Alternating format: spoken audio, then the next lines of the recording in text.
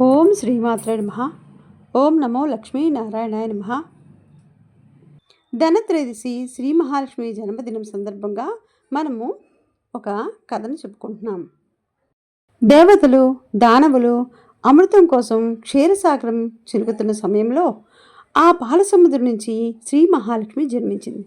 అంతేకాదు సంపదను ప్రసాదించే కల్పవృక్షం, కామధేనువు, దేవవైద్యుడు, ధన్వంతరి కూడా శ్రీ మహాలక్ష్మితో పాటే జన్మించారు. ఆ రోజు అశ్వయుజ కృష్ణ త్రయోదశి.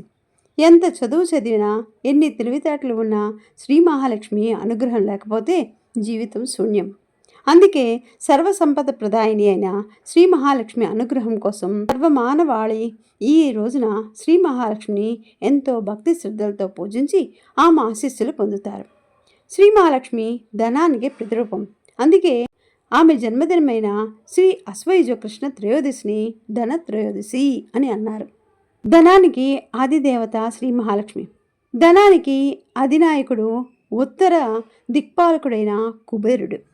అందుకే ఈ ధనత్రయోదశి నాడు శ్రీ మహాలక్ష్మితో పాటు కుబేరుని కూడా ఆరాధిస్తారు.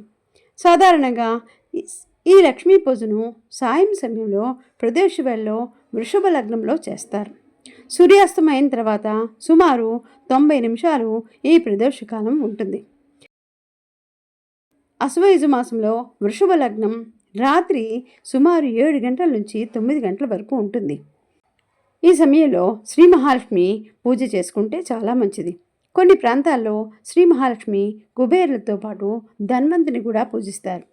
ఏది ఏమైనా ఆయురారోగ్యాలు, ఐశ్వర్యాలను ప్రసాదించే ఈ ధనత్రయోదశి శ్రీ మహాలక్ష్మి జన్మదినాన్ని భక్తులందరూ పండుగలా జరుపుకుంటారని మీ దేవతా వ్లాగ్స్ ఆకాంక్షిస్తోంది. ఓం శ్రీమాత్రే నమః.